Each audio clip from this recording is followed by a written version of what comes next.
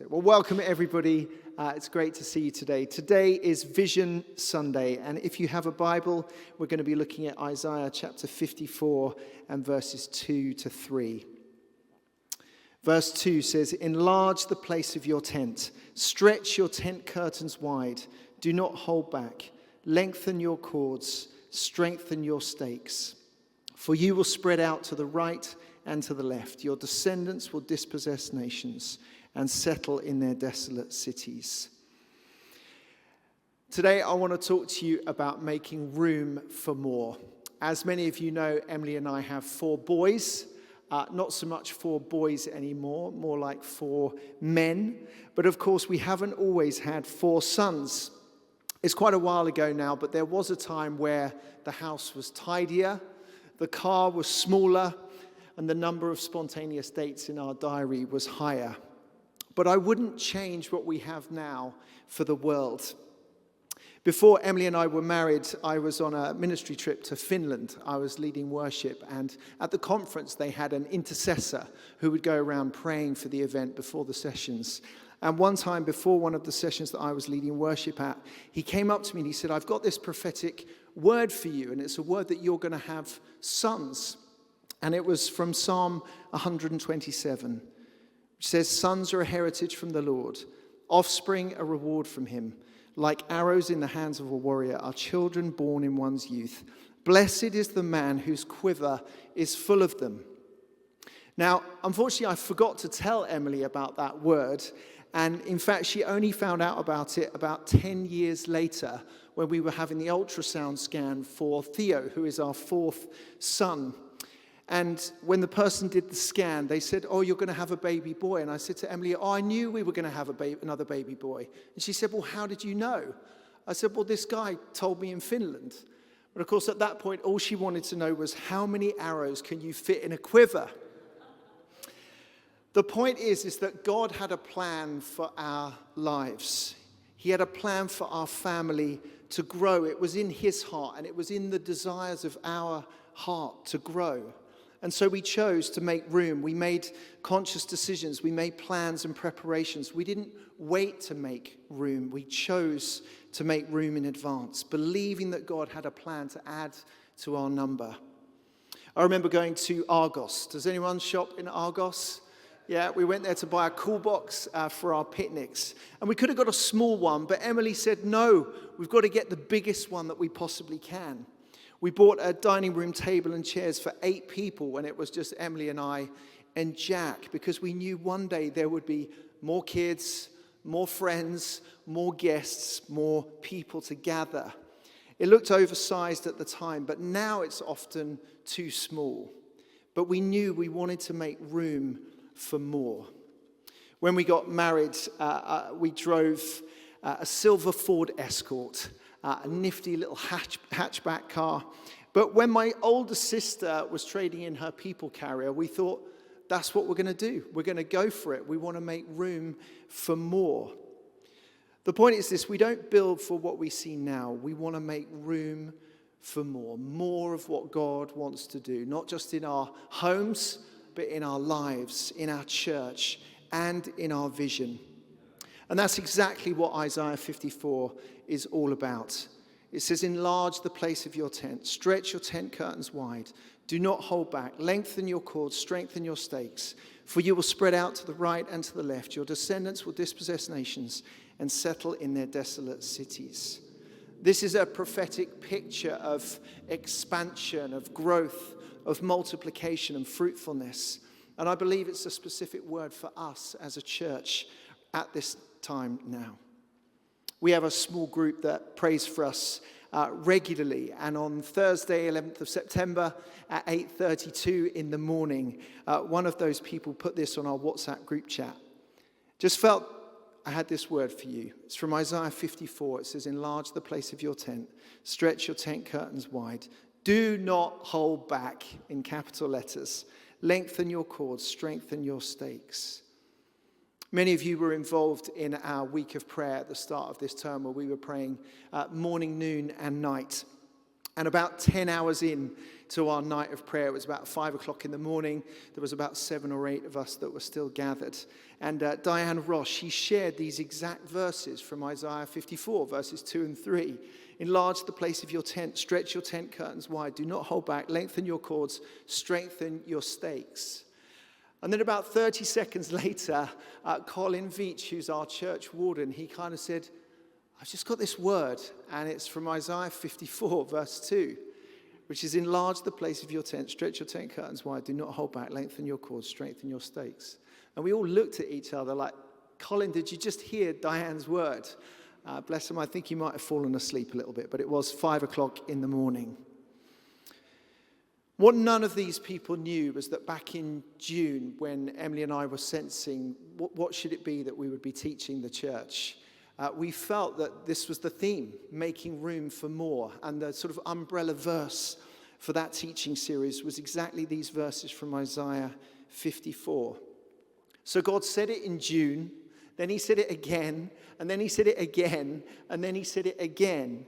And actually, just last week, somebody came up to our worship pastor, Gabriel, and said, I've just got these verses for you. It's from Isaiah 54, verses 2 and 3. Enlarge the place of your tent. And actually, I think that's a word for us as a church.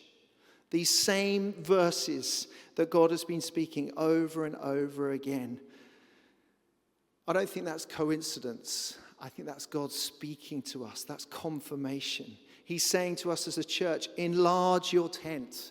Make room, stretch wide, don't hold back. I want to do more among you than you've dared to imagine. And you might say, okay, well, that's great, but what does that mean for me? What does that mean for us as a church? Particularly as we think about our vision on this Vision Sunday and moving into this new season. Well, the book of Isaiah it's a prophetic call to his people during a time of upheaval and uncertainty. God is speaking into a context of national crisis and the longing for renewal. Israel and Judah had been through cycles of unfaithfulness, judgment, and exile. And into that context of weariness and longing, Isaiah speaks a word of hope and restoration, ultimately pointing to the coming Messiah, pointing towards Jesus. In chapter 40 onwards, Isaiah speaks words of comfort to a people who have been battered, disappointed, displaced, broken. People who wondered if God had forgotten them. People who wondered, could God really do something new? And the people at that time, they're described like a barren woman. And then in Isaiah 51, verse 9, we hear the cry of the people who are saying, awake, awake, arm of the Lord. Clothe yourself with strength. It's like they're saying, God, wake up. Do something. Remember us. Remember the days of old when you delivered us. And then in Isaiah 52, it's like God flips it around the other way. And we read, awake, awake, Zion, clothe yourself with strength. In other words, God's saying, it's not me who's asleep, it's you who needs to wake up. Wake up to who you are. Wake up to your calling. Wake up to what I am about to do amongst you. And then it comes on to Isaiah 54, which is this call to enlarge the tent. These verses immediately following Isaiah 53, this great prophecy about the suffering servant, pointing to Jesus' death on the cross. God is saying, because of what my servant will do, because of what the suffering servant will do, I'm going to bring new hope. I'm going to bring expansion and fruitfulness. So enlarge your tent. This is a prophetic word to a people who felt small and confined, barren and stuck. But God is saying, and I think he's saying it to us, I'm not finished with you yet. Make room for more because I'm about to move. What we read here is the Calvary cross in chapter 53, which is followed by the growing church in chapter 54. And then this gospel call and invitation to the thirsty in chapter 55. Verse 1 there says, come all who are thirsty, come to the waters, and you who have no money, come buy and eat. Do you see the flow? Do you see the gospel trajectory here in this passage? It's from awakening in chapter 51 and 52 to salvation and the cross in chapter 53 to expansion in chapter 54 to invitation in chapter 55. This is God's heartbeat for us. It's wake up. Know your salvation. So therefore enlarge your vision and invite others in. I think in the same way, this is the place that we find ourselves in as individuals and here as a church. Like Israel, we live in a world that feels troubled, disorientated, and fractured. People are tired, but they're spiritually thirsty, longing for something more. And in the middle of it, God comes and he says to us as a church, wake up, receive your salvation, enlarge your tent, and invite the thirsty. Bring them to the waters of life. And that's what we're seeing all around us. Something is happening. People are showing up to church again. Maybe that's you today. Maybe you're here for the very first time. Maybe you just thought, I'm going to go to church. I'm going to walk in. I'm going to see what this is all about. Since we've started ringing the bell before our services, we've heard stories of people just turning up to church. A few weeks ago, a lady just came after she'd heard the bell. She came out of the gym, came into our services, just so moved by the worship. That's what we're seeing at Alpha on Wednesday night. You know, 2 of our guests had just decided to come to church. One person who was walking the dog across the common, seeing people coming in, going out of the church. What's that all about? I want to come. She saw the signs and she came. Somebody else who was invited by a friend just saw the signs around the church and just came to check out what was happening here. And it's not just here, we're seeing it all across the nation. Baptisms are increasing, particularly young people searching. People are spiritually hungry, longing for something more. Many desperate for hope, for meaning, and for purpose. Life for many in our city can feel sort of tight and confined and small. People are anxious, lonely, and disconnected. The pressures of money and housing and work on all of us feels challenging at this time. And yet in this space, the Spirit of God is stirring something new and he's calling us. So what does that mean for us today on Vision Sunday? I want to share just 3 ways that we can make room for more. Firstly, we want to make room in our hearts. Isaiah says here in verse 2, enlarge the place of your tent. God always begins with the heart. For wherever your treasure is, there your heart will also be. You know, the heart is the seat of our emotions. It's what we love. It's what we're most passionate about. It's those things that influence our attitudes, our behaviors, and our beliefs. And Isaiah prophesies the coming of the suffering servant to bear the sins of many on the cross. And as a result, what we read here is that this barren woman sings for joy. She bursts into song. There's shouts for joy.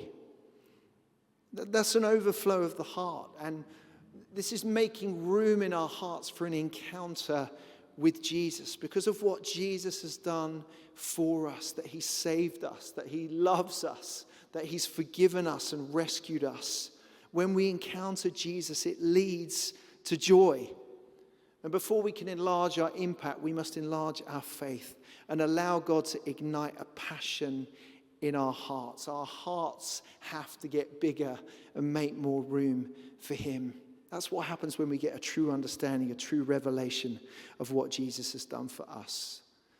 Last week, Xenia James brought an amazing word to us, a challenging word about the things that sometimes we hoard and we hold on to as believers.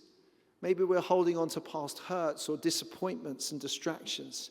But it's these things that sort of dampen our faith and they quench our passion. We need to let go of those things to make room for more in our hearts. Jesus said to his disciples in Mark chapter 8:34, whoever wants to be my disciple must deny themselves and take up their cross and follow me. In other words, faith is about surrender, trust, making room for God's agenda over our own.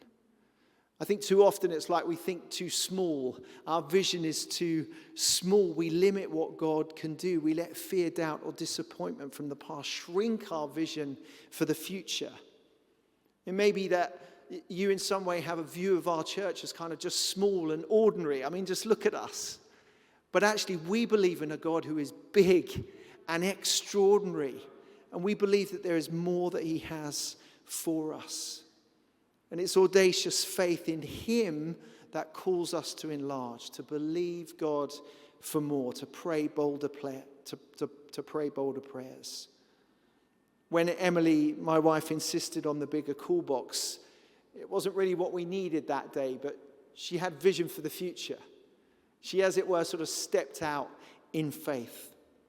God can bring new life into barren places in our lives, into our relationships, into our faith. He gives us hope even when we feel empty.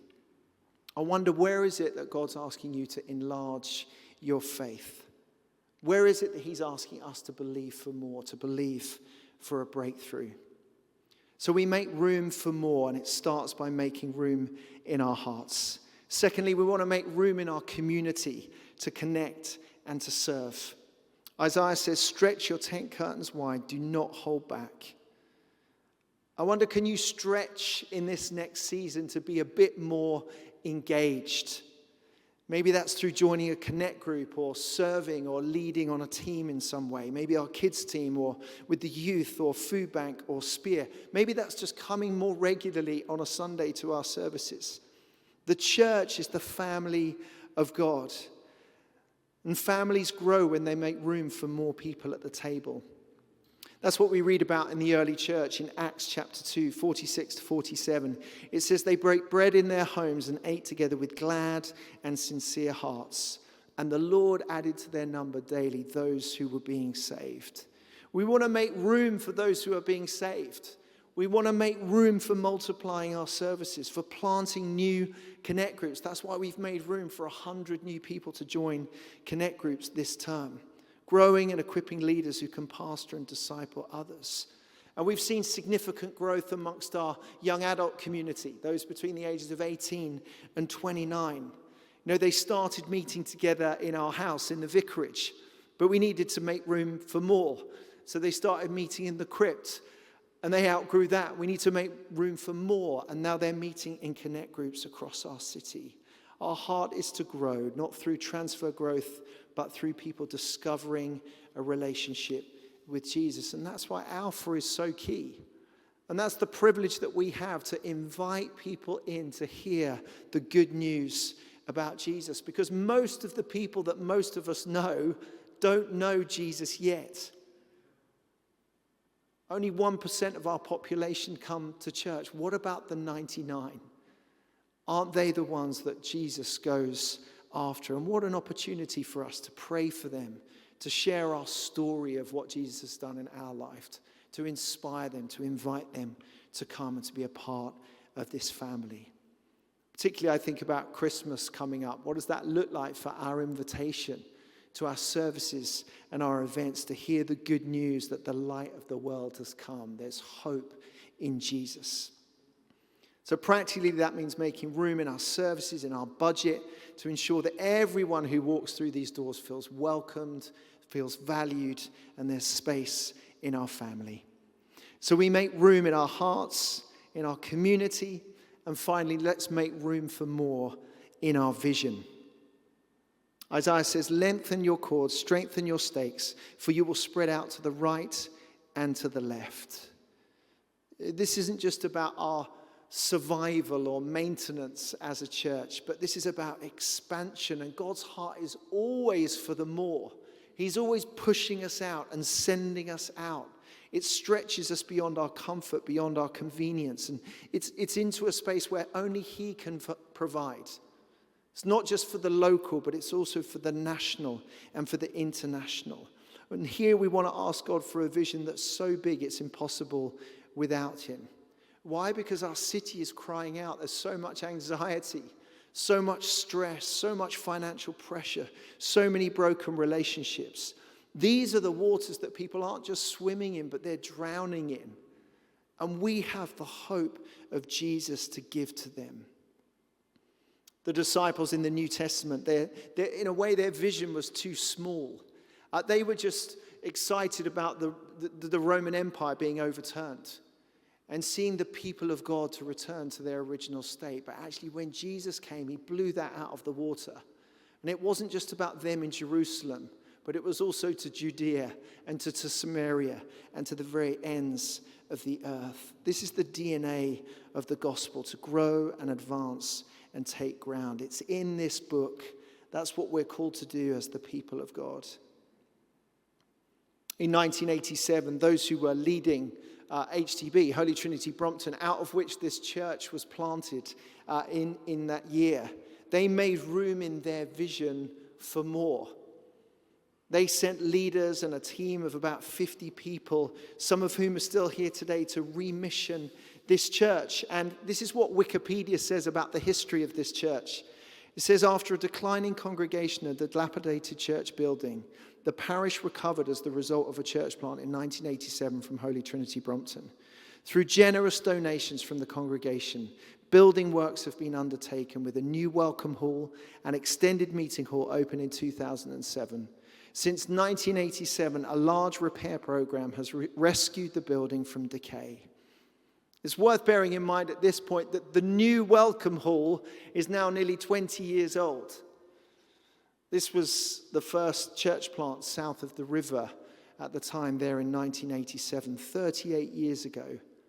And now there's 200 church plants within the HTB network. One of the most recent being Marcus and Amanda Ottaviani, St. Paul's Brixton, that we've had the privilege of playing a part in, sending them out to remission that church. Imagine what could happen in the next 38, 40 years in Brixton, the lives that are going to be changed and transformed because of what God is doing in that place. We are part of something so much bigger than ourselves.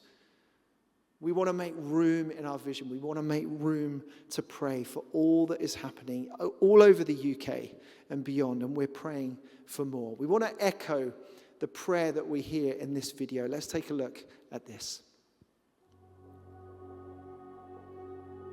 Oh Lord, we have heard you speaking from the coastal towns to neighborhood estates, from city centers to ancient cathedrals.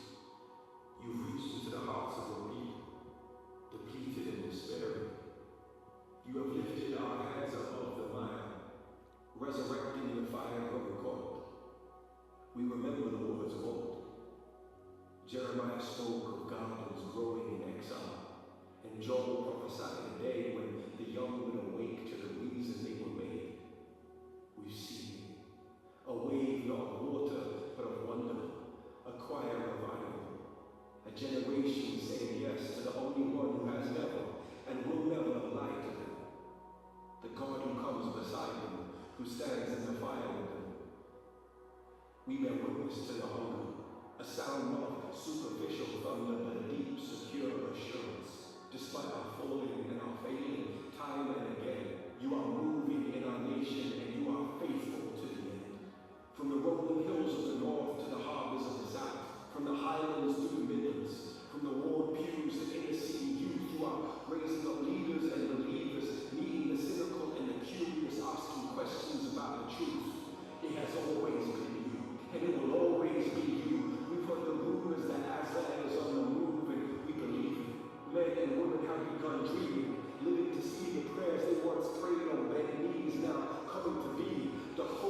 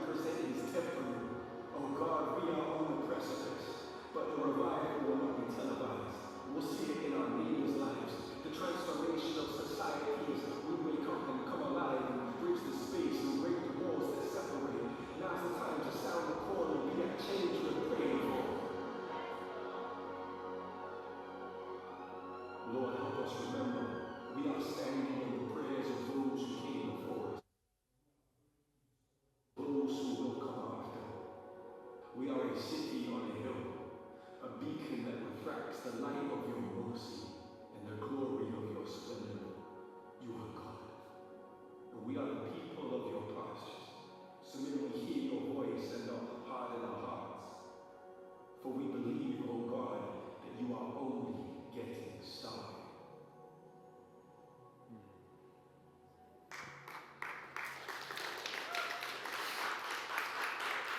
God is on the move. The invitation is a simple one. Will we make room for God to stretch us, to enlarge us? Will we make room in our hearts for more of faith to rise? Will we make room in our community for the church to rise? Will we make room in our vision for the city rise? In Jesus' name, amen.